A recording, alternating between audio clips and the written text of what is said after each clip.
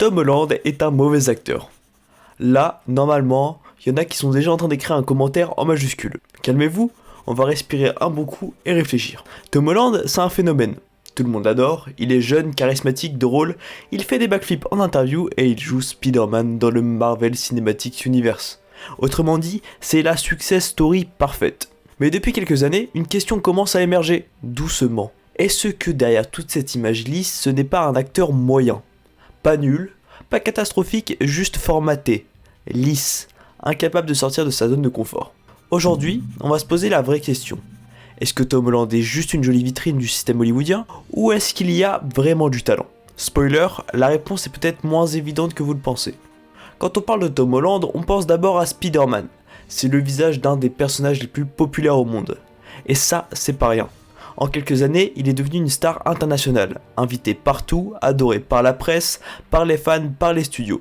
Bref, l'acteur parfait pour vendre un film. Et ça dépasse même Spider-Man, Tom Holland est partout. Dans les films d'action grand public, comme Uncharted, dans la science-fiction jeune adulte avec Chaos Walking, ou encore dans des rôles plus sérieux comme Cherry, où il incarne un vétéran traumatisé. Mais là où ça devient intéressant, c'est quand on regarde de plus près ce parcours. Tom Holland n'a pas eu une ascension progressive, il a explosé d'un coup, propulsé par Marvel à 19 ans, et depuis, il enchaîne les grosses productions, souvent moyennes ou oubliables. Et si on regarde bien, ces films n'ont pas marqué, pas parce que Tom Holland y est mauvais, mais parce qu'il n'y est jamais vraiment remarquable. Il est là, il joue, il fait le job, rien de plus. Et ça, c'est typique d'un acteur produit par le système. Hollywood adore ce genre de profil, jeune, charismatique, formatable. On leur confie des rôles calibrés, on les entoure de grosses équipes, et ça passe. On construit une image, une marque, pas forcément une carrière artistique. Alors oui, Tom Holland a du succès, mais ce succès c'est avant tout celui d'un casting stratégique, d'un timing parfait, d'un marché qui avait besoin d'un nouveau Spider-Man, jeune, propre et vendeur. Pas forcément le succès d'un comédien qui a bouleversé les codes du jeu d'acteur. Bref, Tom Holland est un acteur du système. Populaire, oui, talentueux, on va voir ça dans la suite. Est-ce que Tom Holland est un bon acteur? Est-ce qu'il incarne ses rôles avec subtilité, nuance et profondeur? Ou est-ce qu'il joue un personnage sans jamais vraiment l'habiter? Prenons un exemple, Cherry. Le film se veut sérieux, intense, il veut prouver que Tom Holland peut faire autre chose que des vannes de lycée et des acrobaties. Mais le résultat est bancal. Il en fait trop, il pleure, il tremble, il hurle. Mais ça sonne faux. Comme s'il cochait toutes les cases d'une grande performance dramatique, sans jamais la vivre réellement. Comparé avec un Timothée Chalamet ou un Barry Keoghan, eux jouent avec le silence, la tension, les regards. Chez Tom Holland, tout est extérieur. Il montre, il n'incarne pas. D'ailleurs, c'est presque devenu une signature chez lui, la crise émotionnelle obligatoire. Il doit pleurer dans chaque film pour qu'on se dise « Waouh, il joue bien ». Mais pleurer, ce n'est pas bien jouer, c'est juste émouvoir artificiellement et ça ne suffit pas. Même dans les rôles les plus légers, comme Peter Parker, on sent une certaine limite. Oui, il est attachant, oui, il joue bien le lycéen maladroit, mais il le joue toujours pareil. 3 films et aucune vraie évolution. Son Peter Parker reste coincé dans une boucle. Maladresse, vanne, émotion forcée, backflip and repeat. Il a le même regard inquiet, la même petite voix tremblante, le même souffle court dès que ça devient sérieux. On ne dit pas qu'il est incompétent, il a de l'énergie, il a du timing comique, il est efficace. Mais c'est tout. Et aujourd'hui, ce n'est plus suffisant. Tom Holland semble incapable de vraiment se réinventer. Il a tenté des choses comme The Crowded Room ou Chaos Walking, mais rien de vraiment marquant. On revient toujours au même constat. Il joue Tom Holland, propre, sympa, un peu torturé, mais jamais complexe, jamais imprévisible. À ce stade, c'est pas une question de potentiel, c'est une question de limite. Tom Holland joue bien, dans un seul registre. Et c'est là tout le problème. Le cinéma, c'est pas une seule case, c'est du risque, c'est de la transformation, de l'oubli de soi. Et pour l'instant, Tom Holland n'a rien oublié. Il joue lui-même. Mais si Tom Holland a autant de succès, c'est peut-être pas uniquement grâce à son jeu. C'est aussi et surtout grâce à son image. Tom Holland, c'est l'acteur parfait pour notre époque. Sympa, drôle, maladroit, il donne l'impression d'être naturel sans filtre. Et ça, Internet adore. Il fait des blagues en interview, il fait des backflips, il spoil des films par accident. Il est en couple avec Zendaya. On dirait un personnage de fanfiction IRL. Sauf que ce personnage, il est aussi un produit, une image ultra maîtrisée.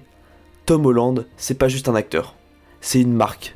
Et cette marque fonctionne, elle rassure, elle fait vendre, elle fidélise. Le problème, c'est que cette sympathie fausse notre jugement. Parce qu'on l'aime bien, on pense qu'il joue bien. Parce qu'il est drôle en interview, on pense qu'il est naturellement doué. Parce qu'il est humain, on lui pardonne ses rôles plats. Mais le cinéma n'est pas de la sympathie, c'est du jeu, du fond, de la nuance. Pendant ce temps-là, plein d'autres jeunes acteurs bien plus subtils, bien plus risqués dans leur choix, restent dans l'ombre. Pourquoi ? Parce qu'ils ne sont pas marketés de la même façon et ils n'ont pas ce vernis médiatique. Et c'est là que se joue le vrai débat. On confond de plus en plus la popularité et la compétence. Le buzz n'est pas égal au talent, la visibilité n'est pas égale à la crédibilité, aimer quelqu'un n'est pas égal à le surestimer. Tom Holland n'est pas un mauvais gars, il est probablement bosseur, impliqué, gentil. Mais ça, ce n'est pas ce qu'on juge au cinéma. Ce qu'on juge, c'est ce qu'il donne à l'écran. Et là, il est moyen. Si on va être honnête, il faut être capable de dissocier l'humain de l'acteur. Et l'humain Tom Holland n'a rien à voir avec ce qu'on peut penser de son jeu. C'est pas parce qu'il nous fait rire sur TikTok qu'il mérite une standing ovation au cinéma. Tom Holland, c'est l'exemple parfait d'une époque où l'image compte plus que la performance, où l'on peut briller sans vraiment se renouveler, où être populaire suffit à masquer les failles. Alors voilà, on a dit beaucoup de choses.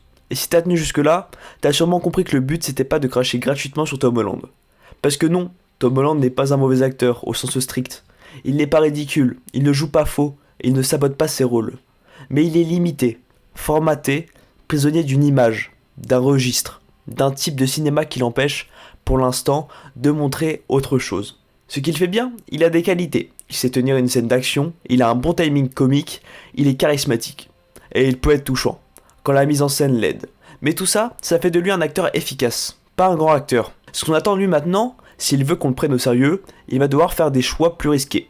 Quitter les grosses productions confortables, accepter d'être méconnaissable, de se perdre un peu dans ses personnages. D'autres sont passés par là, ils ont eu leur rôle grand public, puis ils ont pris des virages, des films indépendants, des rôles borderline, des personnages inconfortables, c'est comme ça qu'on passe de star à acteur. Donc oui, Tom Holland est un acteur moyen, pas parce qu'il est mauvais, mais parce qu'il joue petit.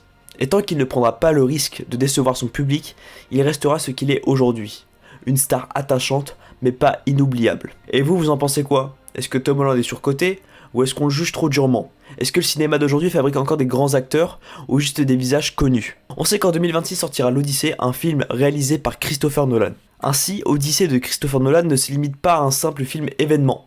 Il constitue également une véritable opportunité pour Tom Holland de se détacher de l'image de jeune héros léger qu'il a fait connaître, et d'affirmer une maturité artistique à travers un rôle de profondeur. On pourrait d'ailleurs voir dans ce choix de distribution une tendance plus large du cinéma contemporain, où des acteurs associés à des franchises populaires cherchent à se réinventer dans des œuvres d'auteurs exigeants, à l'instar de Robert Pattinson passant de Twilight à The Lighthouse, ou encore de Zendaya qui, avec Euphoria puis Dune, a pu prouver sa polyvalence. Tom Holland n'est pas un mauvais acteur, juste il n'a pas encore prouvé.